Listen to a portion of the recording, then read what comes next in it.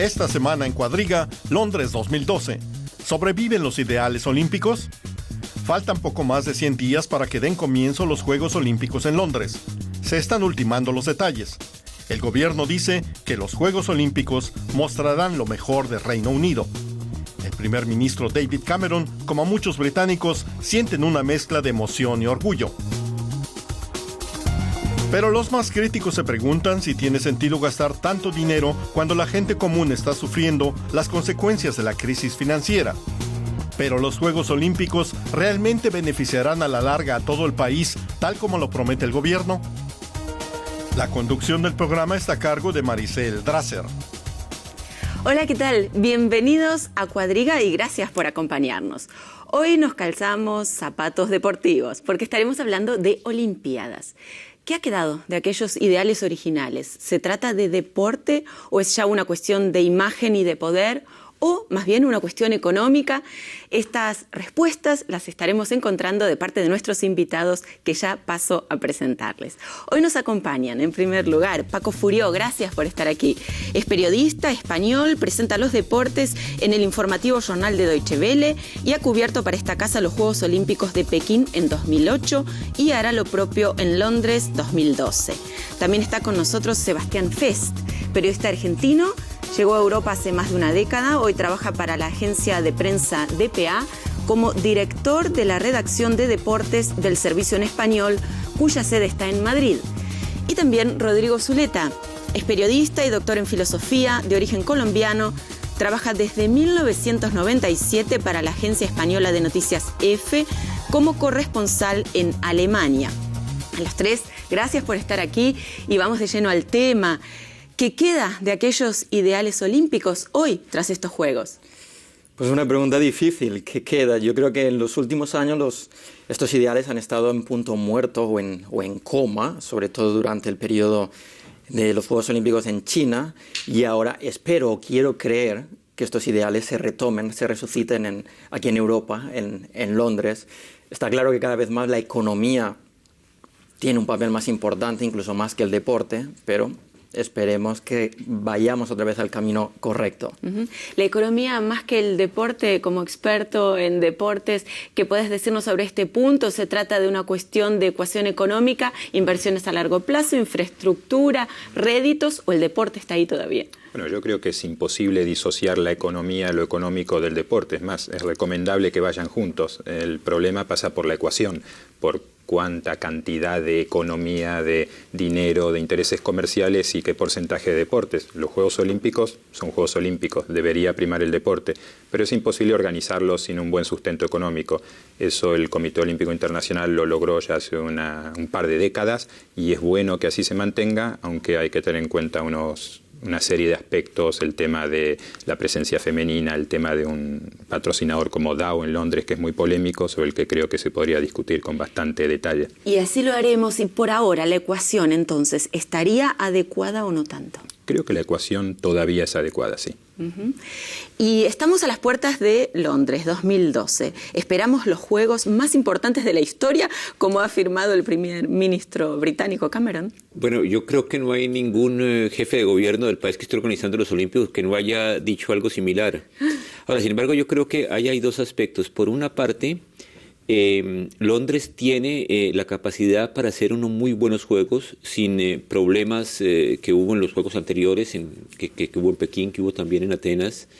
Y hay que esperar qué pasa también, porque que sean los mejores juegos de la historia o no depende solo de la organización. Yo creo que la organización va a ser poco problemática en comparación con las anteriores, pero para que sean los mejores juegos de la historia tienen que venir otra serie de cosas, tienen que venir grandes duelos en determinadas competiciones, tal vez buenas marcas y tal vez también una situación en la que no se presenten, por ejemplo, grandes escándalos de dopaje, y eso no depende de Cameron ni de nadie, sino una cosa que nadie tiene en las manos, sino hay que esperar qué pasa.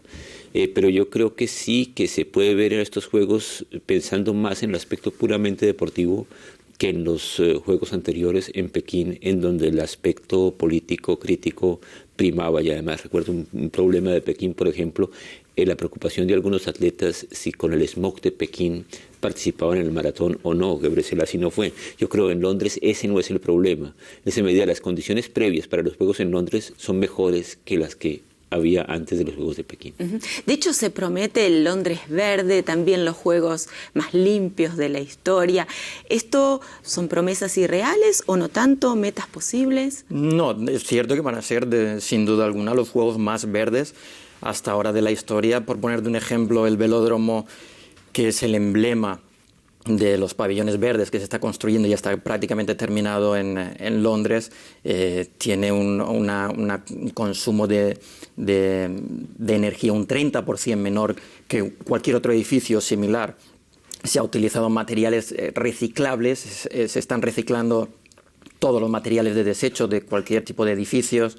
El propio pabellón también, el velódromo que te estaba hablando, ha utilizado la mitad de materiales por metro cuadrado que el propio velódromo de Pekín. Es decir, van a ser unos Juegos Olímpicos verdes. Hay vecinos, sin embargo, que no están tan conformes, dicen que han sido desalojados para nuevas construcciones. ¿Esto es algo con lo que siempre se cuenta o son aspectos que no se han tenido en cuenta lo suficiente? Esta es una historia que siempre se da. Recuerdo que en Pekín, por ejemplo, se desalojó a muchísima gente porque la ciudad se estaba transformando, con la desventaja para esa gente de que difícilmente se los escuchara. En Londres se está renovando, se está regenerando la zona del este de la ciudad, Stratford, donde van a estar los Juegos, y eso implica una transformación urbanística importante, muchas veces injusta porque la compensación por dejar tu casa no es la que debería ser, pero creo que, ese es un aspecto, dejando de lado ese aspecto bastante negativo, positivo de los Juegos, el hecho de poder regenerar una zona, de ampliar la ciudad, tal como sucedió en Barcelona, por ejemplo, o mismo en Atenas, que es un tema sobre el que después sería interesante hablar, porque mucha gente le echa la culpa a los Juegos Olímpicos de Atenas de la crisis griega de hoy. Es verdad, aunque claro, los pobres griegos tienen muchísimos otros problemas que no son solo los Juegos, pero también estaremos hablando de este punto. Lo que está claro respecto a Londres de por sí es que el presupuesto no para de crecer, ya va por 4 veces más a lo originalmente previsto. ¿Por qué pasa esto? ¿Es un error de cálculo? Es muy difícil. Yo creo que con frecuencia pasan esas cosas en la organización de estos certámenes, pero ahí también quiero enlazar con lo que decía Sebastián. En este caso, por lo menos lo sabemos, por dónde va el presupuesto, y lo saben los ingleses, y se sabe lo que está pasando. Y hay un problema que se garantiza un poco la transparencia de lo que está ocurriendo. Y no se van a enterar las nuevas generaciones, sino ahora ya se sabe. Bueno, sí se sabe, las nuevas generaciones probablemente también se enterarán, aunque hay que ver también qué pasa hablábamos de comercio, de economía, de todas esas cosas que normalmente se ve críticamente. Ahora, para cubrir ese presupuesto no hay otro remedio que haya una infraestructura económica y que haya también una comercialización de los Juegos para cubrir esos costos que siempre son gigantes. Y en este caso lo que crece, como decimos, es el presupuesto destinado, pero no tanto el entusiasmo, o no en paralelo el entusiasmo de la población londinense. He hablado con colegas en Londres los últimos días y la percepción que me transmitían es: aquí el interés por los Juegos no está en las calles. Si hay un tema que preocupa, quizás es la elección del alcalde en 2 semanas, pero no los Juegos. Es cierto, yo también tengo colegas y amigos en Londres y la mayoría de ellos, de hecho, ya me han dicho que se van a ir Londres. Se van. Algunos alquilarán su piso, puesto que lo pueden alquilar por cantidades desorbitadas. Otros han dicho que no lo alquilarán, pero se van de Londres. Dicen que ya es bastante difícil el ir a trabajar en condiciones normales, un día laboral cualquiera. El tránsito, por ejemplo. Exacto. Y todo esto sin mencionar lo que va a suceder con las medidas de seguridad. Eso no va más que a empeorar el tránsito, a empeorar el hecho de que la gente, pues lo que antes te costaba 1 hora, ahora te va a costar 2 o 3 horas. Y este boom anunciado del turismo, ¿será tal? Porque hay quienes sostienen en realidad que más bien los Juegos tienen un papel disuasivo, que la gente, como tus amigos, evitan la ciudad por lo difícil y por lo caro que va a ser en estos días. Bueno, yo creo que ahí hay dos cosas, hay 2 tipos de turismos ahí. La gente que quiera ir a ver la National Gallery no va a ir probablemente durante los Juegos Olímpicos, pero hay un turismo específico que van en busca de los Juegos, y ya tenemos en todas las agencias de viajes ofertas con entrada, por ejemplo, a 2 competiciones, etcétera, etcétera, y yo creo que ahí se va a ver un tipo específico de turismo que yo no sé si aumente el flujo de turismos normal o no a Londres, pero yo creo que hay que distinguir. El turismo normal probablemente no irá en esas épocas, no tiene sentido, pero sí el turismo, hay un tipo de turismo olímpico que sí estará. Está también otra cosa que es la llegada de las delegaciones, la llegada de medios de comunicación, es decir, lo que son la infraestructura turística, hoteles, etcétera, etcétera, estarán completamente repletos. Paco hablaba de los precios a los que se pueden alquilar los apartamentos en Londres. Aquí en Berlín lo vivimos también durante el Mundial del 2006, por cuánto se podía alquilar una habitación en Berlín en esos días. Ahora, ¿en qué quedarán estas imágenes, estos proyectos? Porque hablemos que si las habitaciones de hotel pueden estar un 400% más caras, ¿cuántos estarán dispuestos a pagarlo? Ese es el problema, están un 400% más caras porque hay suficiente gente dispuesta a pagarlas. Por ejemplo, lo que hablaba recién Rodrigo respecto a los medios de comunicación, la televisión paga lo que sea necesario para instalar a su gente en un buen sitio, para poder tener una buena base, pero creo que eso no es novedad en los juegos, eso pasa siempre.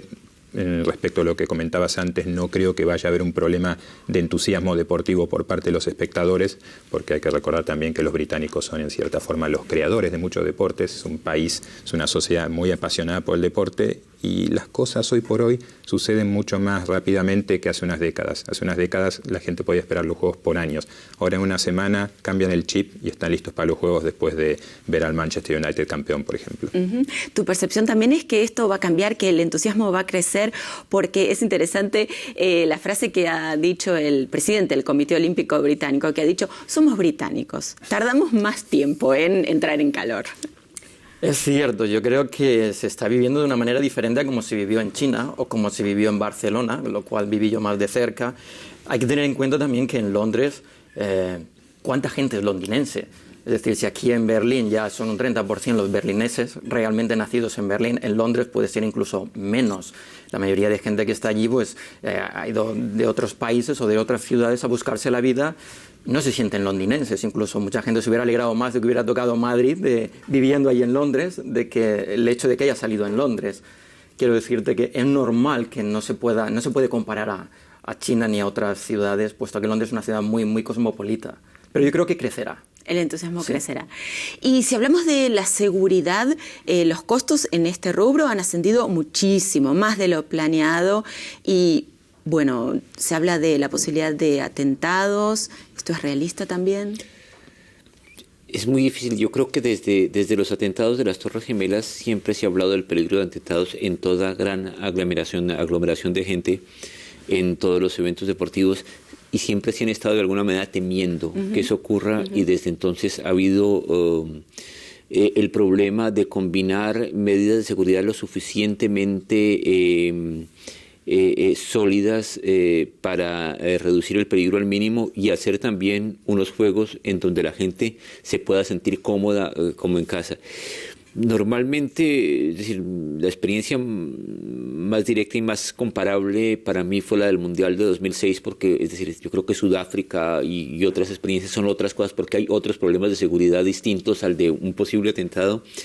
Y yo creo que han logrado hasta ahora una combinación bastante buena, ese balance entre la seguridad y que la gente pueda sentirse como en casa. Ahora, naturalmente no van a ser unos Juegos Olímpicos de puertas abiertas como se soñaban en el pasado.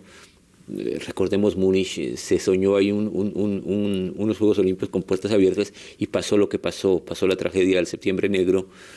Y naturalmente un peligro similar, que en este caso tal vez no tendría la misma motivación sino una distinta, se tiene que evitar a toda costa.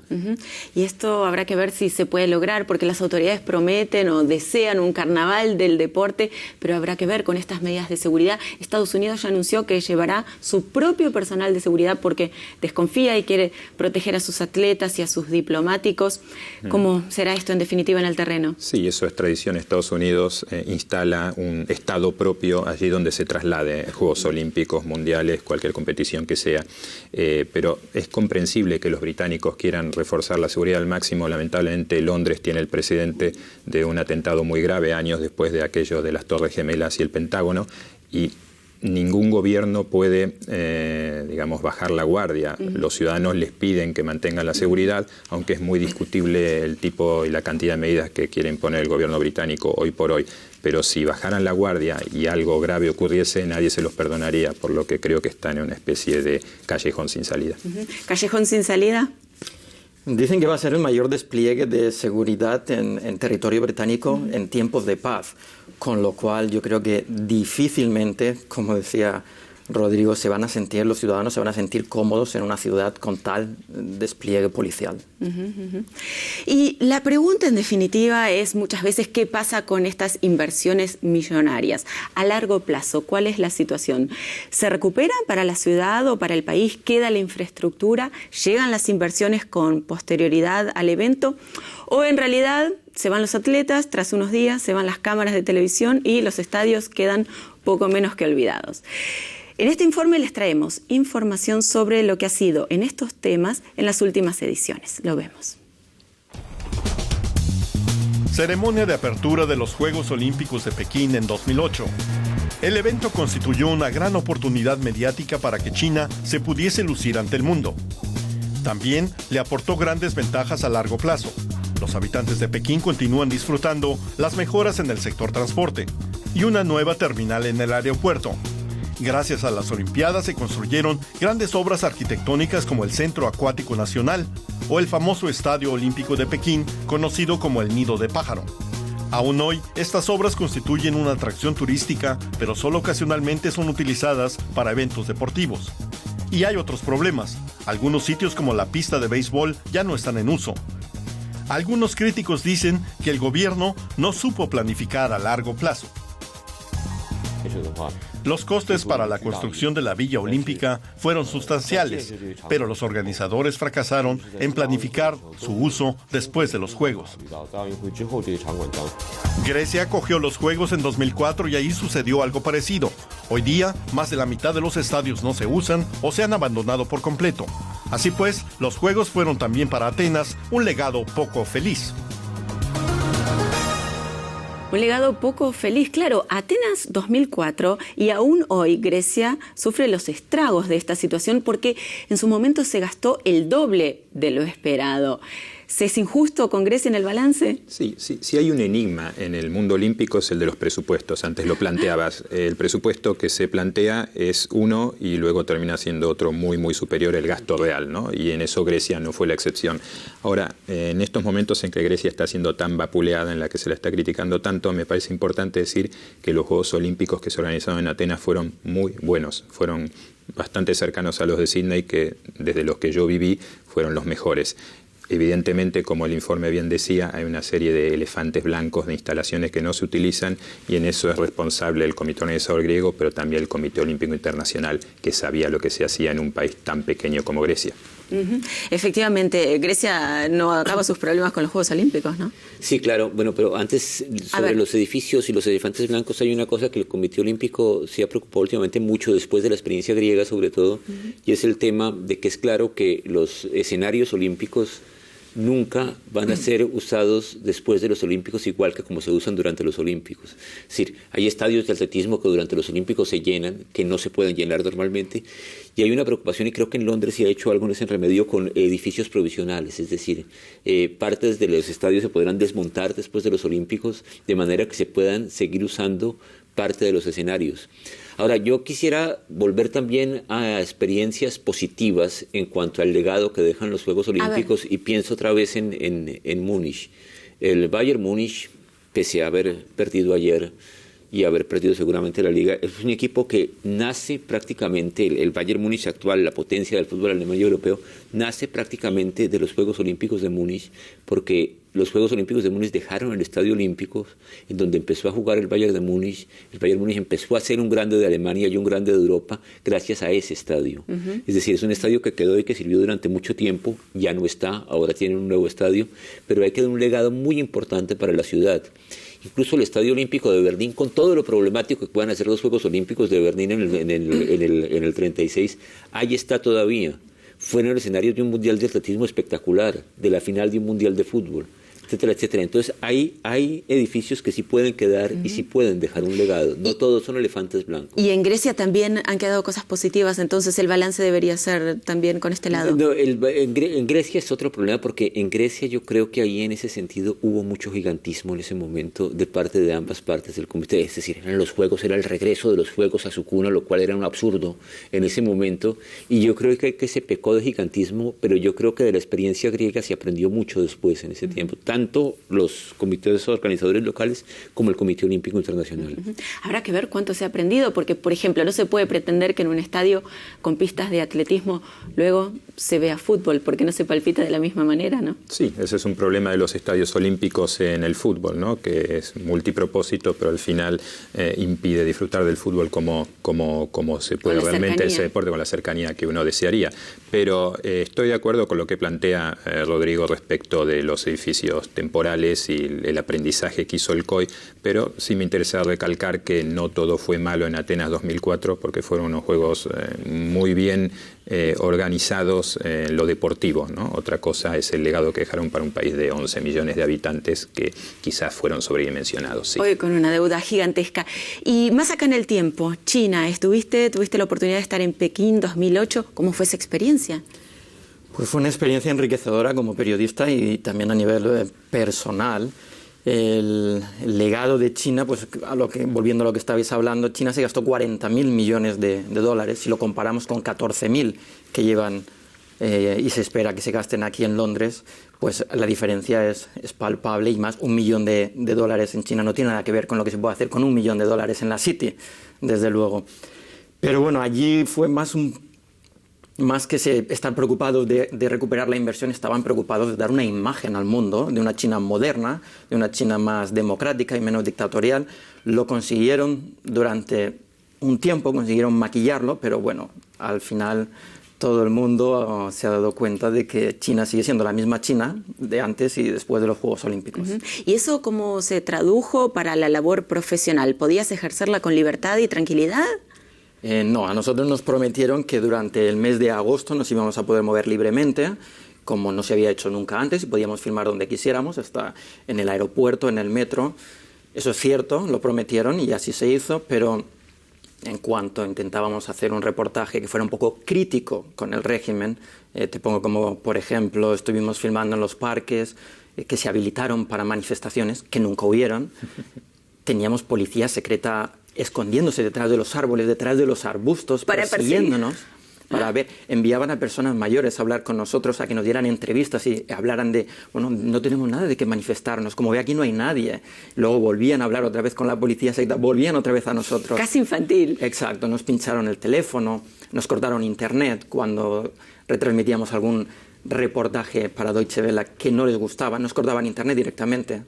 Es decir, no fue fácil. O sea que de libertad de expresión, nada. No en vano las quejas de los periodistas tras estos Juegos Olímpicos de que hubo censura en realidad. Por supuesto, no nos dejaban preguntar cualquier pregunta que les incomodara al régimen, directamente te quitaban el micrófono.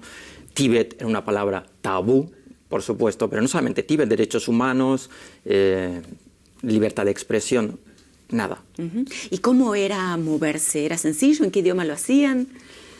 La verdad es que fue sencillo y el régimen había dado órdenes a todos los ciudadanos de cuando vieran a alguna persona acreditada con la acreditación de periodista, pues en algunos momentos no nos dejaron ni pagar en restaurantes, por ejemplo. Es decir, nos trataban como si fuéramos personas VIP. ¿Y que las personas, los ciudadanos comunes, pagaban la cuenta de ustedes? No, el propio restaurante.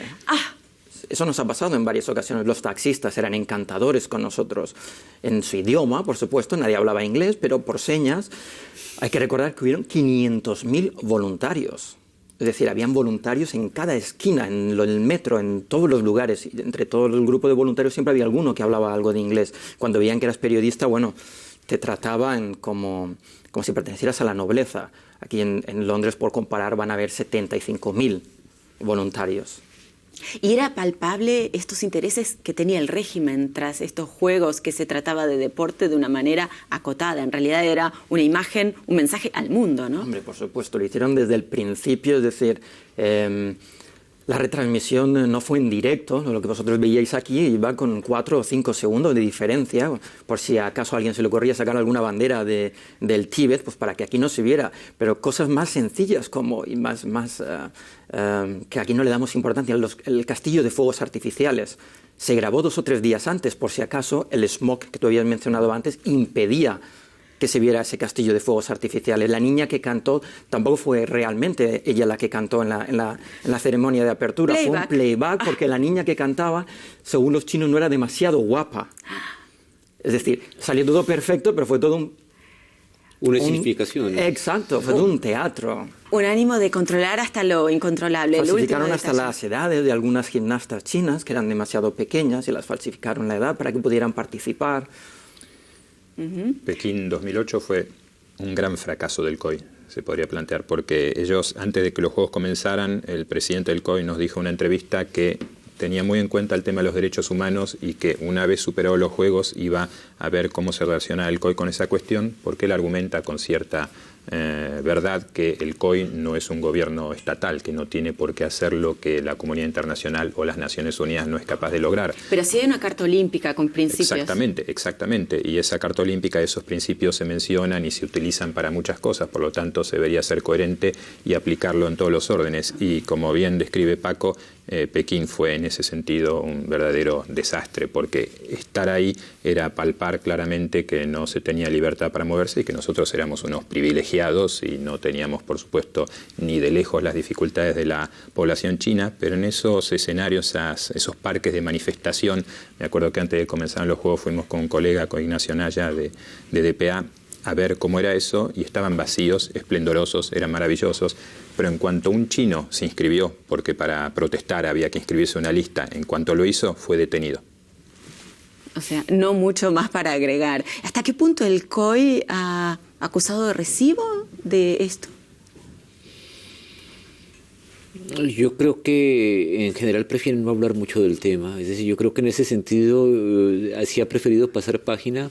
Ahora, es tremendamente difícil. Naturalmente, se puede pensar, si uno quiere ser optimista y quiere ser benévolo con el COI, que probablemente no estaríamos hablando de todos estos temas como estamos hablando ahora si no hubiera sido por los Juegos Olímpicos. De alguna manera, eso tiene una doble lectura. Por un lado, naturalmente el régimen utiliza los Juegos Olímpicos, los instrumentaliza para mostrar la idea de una China moderna, etcétera, etcétera. Pero por otro lado, los ojos de todo el mundo se abren y empiezan a ver, bueno, a ver qué pasa con China.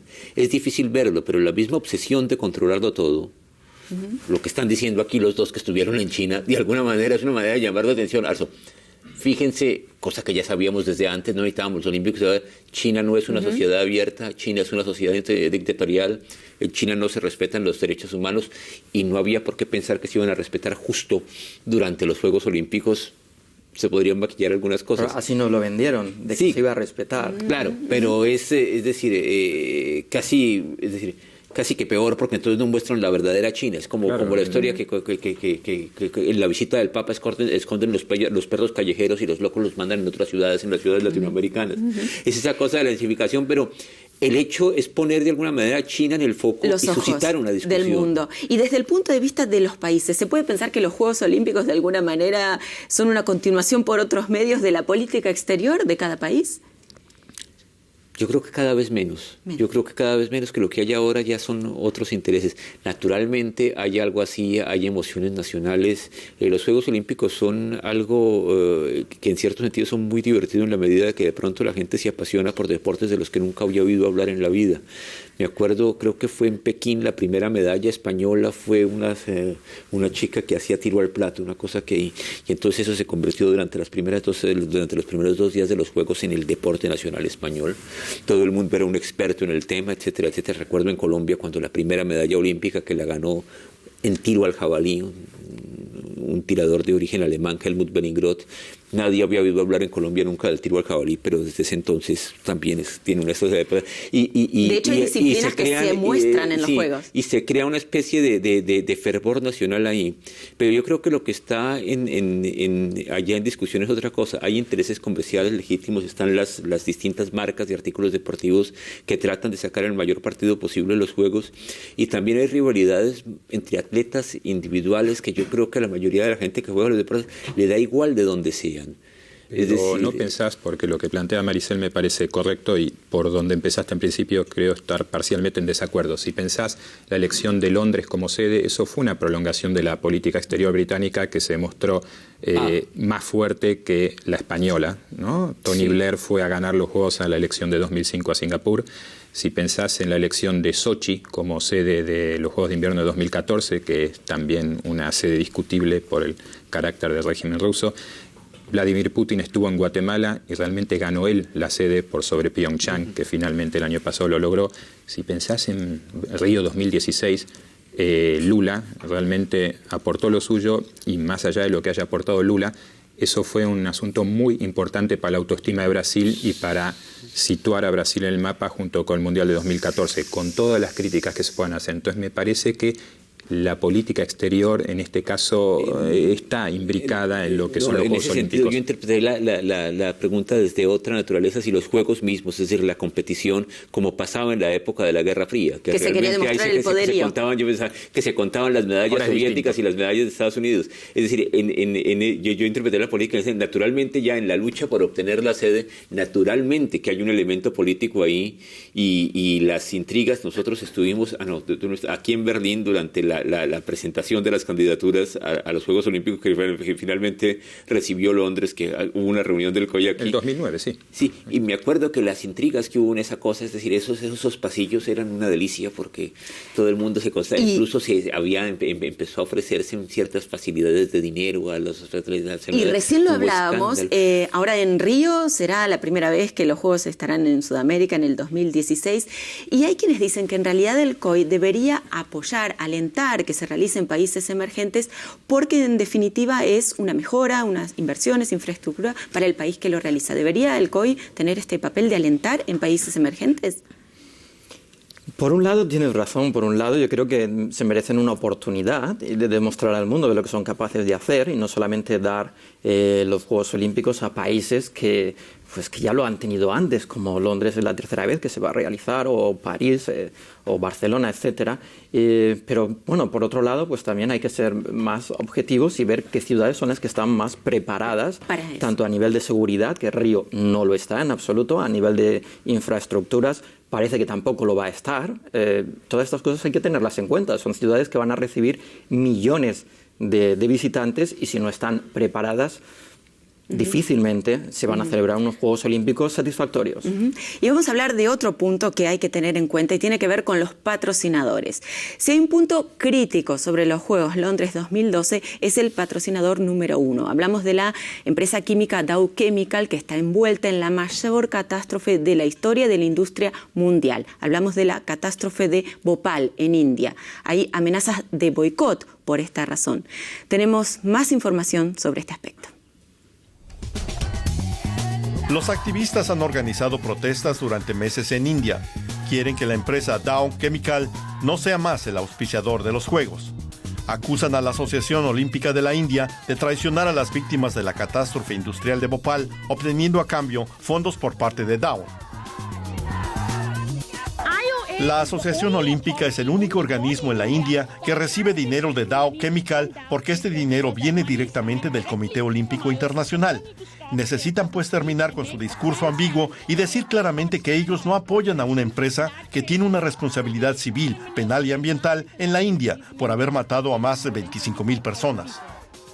Mientras que los activistas afirman que se trata de 25,000 muertos, el gobierno dice que son unos 15,000 los que fallecieron por el desastre que ocasionó el escape de gas en una fábrica de pesticidas en Bhopal en 1984. El Comité Olímpico Internacional sostiene que no se puede hacer responsable a Dow porque entonces no era la propietaria de Union Carbide. Los manifestantes se mantienen firmes en su posición y están resueltos a hacer oír su clamor incluso en los Juegos Olímpicos de Londres. Y tienen sus razones. ¿En qué quedará todo esto? Yo creo que finalmente, lamentablemente, quedará en nada. Son intereses demasiado poderosos como para que la gente con toda razón pueda lograr lo que se merece, que es desvincular a DAO de algo en teoría tan puro como los Juegos Olímpicos, ¿no? Recién nos preguntabas por futuro de los Juegos, la situación de universalización o no. Yo creo que es clave que los Juegos se acerquen más a la gente, que sean más universales, que sean más democráticos para garantizar su futuro. Y hablando de acercarse, ¿se acercarán los Juegos a las mujeres o las mujeres a los Juegos? Arabia Saudita no enviará una vez más a delegación femenina. ¿Esto se contradice con la Carta Olímpica? Sin duda alguna, con la Carta Olímpica actualmente. Sin embargo, recordemos que durante mucho tiempo el movimiento olímpico fue bastante misógino. Efectivamente, y es bueno que lo recuerdes, sí, pero hoy se habla de no discriminación. Hoy se habla de no discriminación y tiene un trasfondo religioso y es una cosa tremendamente difícil porque por otro lado está la idea de la neutralidad religiosa y la neutralidad política que se supone que tiene que tener el COI, entonces tampoco puede ponerse a hacer de alguna manera proselitismo humanista de cara al mundo árabe, pero ahí queda un vacío tremendo y queda un mal sabor de boca. Quería volver un momento a lo de Dow Chemical, una cosa. No sé hasta qué punto, tal vez soy demasiado optimista, se puede convertir para Dow Chemical o para cualquier patrocinador similar en una espada de doble filo esa historia si los juegos son acompañados de protestas permanentes, de una tematización de la cosa, si el hecho de ser el patrocinador no termina poniendo... Que se hable más del tema, en que se hable más de los juegos. Yo recuerdo un ejemplo menor, hace un año en el medio maratón de Berlín, no este año, el patrocinador del medio maratón de Berlín es Vattenfall, que tiene también centrales atómicas y acababa de ocurrir la catástrofe de Japón y en ese momento estaba en la discusión sobre contra la energía atómica en Alemania. ¿Y fue un boomerang? Sí, es decir, el medio maratón hace un año se convirtió en parte en una manifestación contra la energía atómica y contra Vattenfall. Hubo gente que salió corriendo con banderitas no a la energía atómica y tenían aquí un letrero muchos atletas que en lugar de decir Vattenfall decían Zwischenfall, que quiere decir incidente en alemán. Y se convirtió en esa protesta y este año Vattenfall escribió una carta quejándose de lo que había acosado el año anterior y amenazando con retrasar, con retirar el patrocinio. Entonces la cosa no pasa tanto en Londres porque no hay atletas populares, pero sí puede haber un movimiento de protesta paralelo. ¿Qué pasará entonces con el rol de las mujeres? Por lo pronto, por ejemplo, en Qatar la situación es distinta. Sí, bueno, en Qatar está cambiando, pero está cambiando. Hay que recordar que Doha se presenta, ha pasado la corte de las ciudades que se presentan. Todavía está en camino para el 2020. Exacto, es decir, ahora en mayo en Quebec se tiene que decidir qué ciudad va a salir para albergar estos Juegos Olímpicos y Doha está ahí. Si Doha no enviaba ahora mujeres, desde luego lo tenía difícil. A mí me parece un escándalo que haya llegado a donde ha llegado sin haber enviado a ninguna mujer hasta ahora a ningún Juego Olímpico. ¿Y qué será de Madrid? Recordemos que se viene presentando ahora por tercera vez. Ha quedado tercera, luego segunda. Ahora le tocaría ganar. Hablamos del 2020. Yo creo que lo tiene difícil. A mí me gustaría que ganara como español, por supuesto, y la mayoría de los españoles, pese a la crisis, apoyan la candidatura. Acaba de salir publicado una encuesta y más del 85% de españoles, no solamente madrileños, apoyan la candidatura, creen que es bueno para Madrid y para España. Yo creo que la situación económica en España no se lo permite y me parece que eso va a jugar un papel negativo. Claro, la pregunta es si un país en dificultades debería recibir los Juegos, justamente para recibir las inversiones, o un país queda empobrecido tras los Juegos. Recordemos que la candidatura de Roma ha sido retirada justamente aduciendo la crisis. Hay una cosa que precisamente los países que están en problemas muchas veces tienen una mentalidad que los invita un poco a tirar la casa por la ventana en una situación así, entonces la organización de los Juegos los hace mucho más peligrosos. Veamos el caso cuando Berlín ha sido candidata a los Juegos, uno de los problemas ha habido que la discusión sobre si las inversiones son positivas o no es tanta, que entonces la candidatura pierde puntos ante el COI. No hay un respaldo claro de la política, no hay un respaldo claro de la sociedad, porque la reflexión crítica sobre la posibilidad de que o los Olímpicos de invierno en Múnich también es mucho mayor que en países que tienen de alguna manera menos recursos en su momento para organizar los Juegos. En todo caso, Maricel, te invito y los invito a todos a que nos juntemos en septiembre del año que viene, de 2013, en Buenos Aires, porque ahí se van a resolver muchos de los temas que acabas de plantear. Por un lado, si Madrid gana la sede de los Juegos, que eso se decide el 7 de septiembre de 2013, en la capital argentina. Y por otro lado el tema femenino, porque una de las candidatas aún no oficiales, pero sí probables para la presidencia del COI, para suceder a Jacques Rogge, es Nawal El Moutawakel, la exatleta y medallista olímpica marroquí. También Thomas Bach, alemana, aspira a ese puesto, Richard Carrión, puertorriqueño. Pero si una mujer presidiera por primera vez el COI y si fuese una mujer árabe, musulmana, bueno, creo que la situación de Arabia Saudita podría plantearse desde una óptica muy diferente. Sería revolucionario en términos deportivos y de los Juegos Olímpicos, pero aceptamos la invitación desde ya.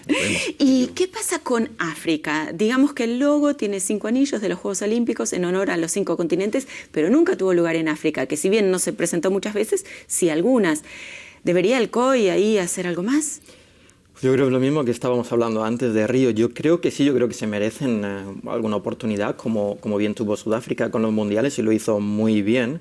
Por otro lado, pues prima la seguridad, priman las infraestructuras y prima pues, los millones de visitantes que van a ir a estos países, y si no se pueden alojar con un cierto confort y no se les asegura la seguridad, pues difícilmente van a obtener una candidatura.